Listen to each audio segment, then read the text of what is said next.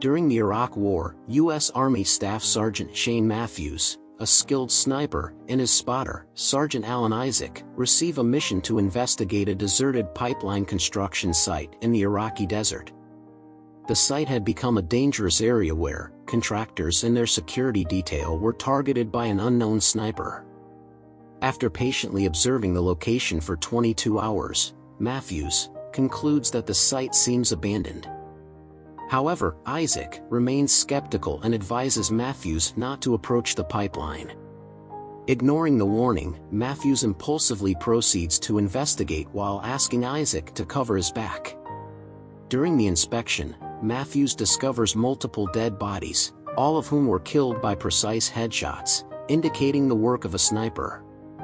He promptly informs Isaac about the situation, prompting Isaac to urge him to leave immediately.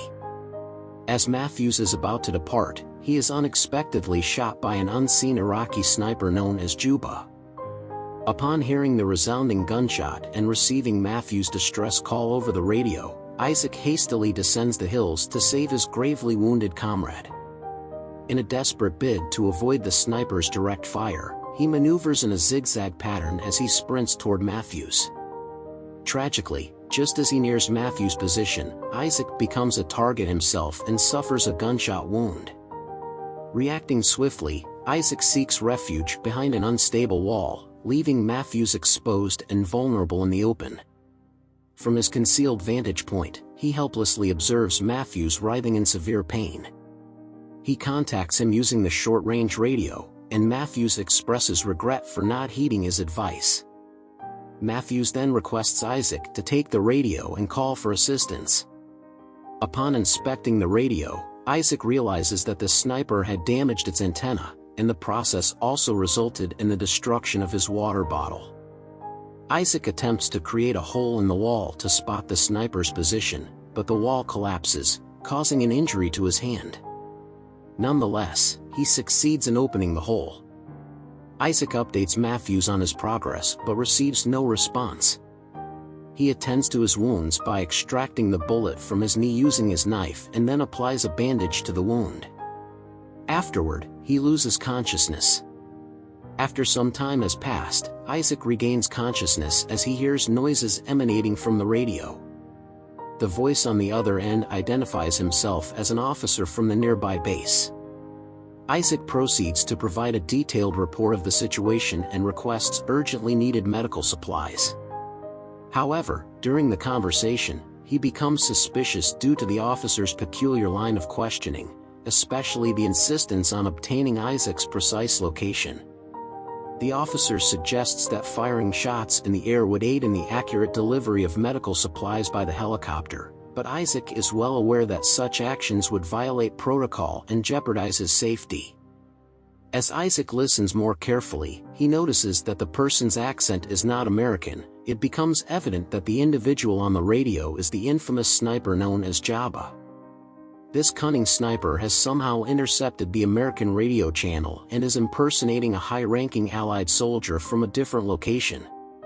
Through this deceitful guise, the sniper manipulates Isaac into revealing other valuable information. Realizing the deception and the gravity of the situation, Isaac firmly decides not to engage in further communication with the sniper. However, the sniper resorts to a sinister tactic, threatening to harm Matthews again if Isaac refuses to cooperate.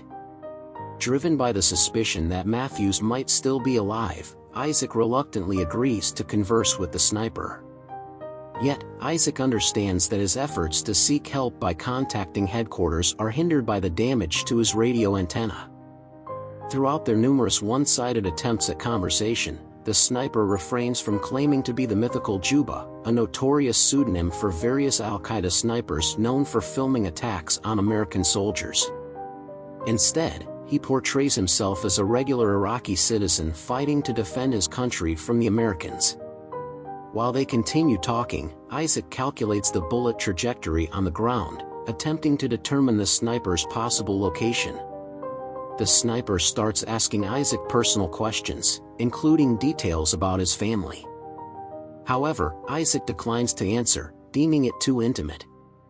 He also ridicules the sniper's reasoning, pointing out that he is opposing the very people who are contributing to Iraq's development by building schools, infrastructure, and pipelines to boost the country's economy. Surprisingly, this response amuses the sniper, who then reveals that the money earned in Iraq will eventually be sent to the USA. As time passes, the sniper persists in asking Isaac more questions, but Isaac remains steadfast in refusing to divulge personal information. In a desperate attempt to coerce him, the sniper threatens to shoot Matthews again, but Isaac no longer believes his threats. Furthermore, the sniper reveals that he knows the previous owner of the scope Isaac is using and informs Isaac that the owner is now deceased, indicating that he has been eavesdropping on Isaac's conversations with Matthews ever since their arrival. Using his scope, Isaac notices that one of the dead men near him has a radio. Determined to get his hands on it, he edges closer to the wall, attempting to reach the radio, but it remains just out of his grasp. Later, when Isaac tries to drink water, he realizes that the container is empty due to a hole deliberately shot by the sniper. In fact, the sniper confesses that he hasn't missed any of his shots. He intentionally targeted the water bottle, the radio, and even Isaac's knee, all to place him in a precarious situation and ensure a slow, painful demise, something he looks forward to enjoying while listening through the radio. As Isaac examines the bullet he removed from his knee, he cleverly begins asking sly questions to deduce the type of weapon the sniper is using. In the midst of their conversation, he labels the sniper a terrorist, which elicits laughter from the sniper. In the sniper's view, the true terrorists are the Americans, as they are not natives of Iraq but have invaded the country with lethal intent. Isaac, undeterred, continues his calculations and infers that the sniper is concealing himself behind a large pile of trash. The sniper's endurance under these harsh conditions, coupled with the scorching heat, speaks of his true professionalism. Yet, he staunchly denies being the legendary sniper Juba, asserting that he is an ordinary Iraqi man. Despite this, Isaac's keen ear discerns the accent of a former American sniper who, in the sniper's words, retaliates against those who strike first. As dehydration takes its toll on Isaac, he collapses to the ground. Later, in a desperate attempt to deceive the sniper, Isaac places his helmet and jacket on his gun and raises it above the wall, but the sniper remains unfold. Instead, the helmet falls off on the opposite side of the wall, leaving Isaac vulnerable without head protection. The realization of his mistake overwhelms him, and he breaks down in tears. With a sense of urgency, Isaac decides to dash towards the dead body with the radio, grabs the radio and a bag, and collects all the bullets fired by the sniper. In the bag, he finds water and some food, which he eagerly consumes. Regrettably, the radio also proves non-functional. Suddenly, the sniper fires gunshots at the wall and damages his scope in the process.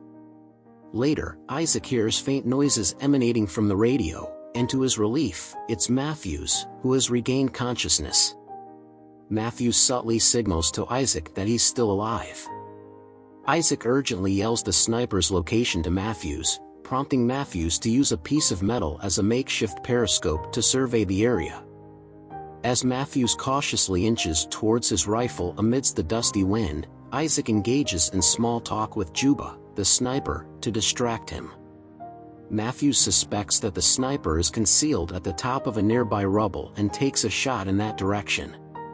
The dust settles, and the sniper retaliates, injuring Matthews in the left shoulder as he crawls toward the wall. Tragically, the sniper's second shot claims Matthews' life. With the rescue helicopters approaching, Isaac takes bold action. He pushes down the wall and uses Matthews' rifle to attempt to neutralize Juba or at least force him into the open for the rescue chopper to spot. Juba fires twice at Isaac but misses. Armed with the sniper's location, Isaac fires his only round and then stands, waiting for Juba's counterattack, which never materializes. The helicopters land, and the rescue team retrieves Isaac and the fallen Matthews. However, the sniper cunningly shoots down both helicopters in rapid succession, killing Isaac and all the American rescue soldiers on board. In the chilling climax, The enigmatic sniper is heard over the radio, calling for another rescue mission, setting a sinister trap to claim more American lives. Thank you for watching Sufu Movie Recap channel, and I hope you enjoy watching our video. Please don't forget to subscribe and click the notification button to avoid missing out on any of our new movie recap videos.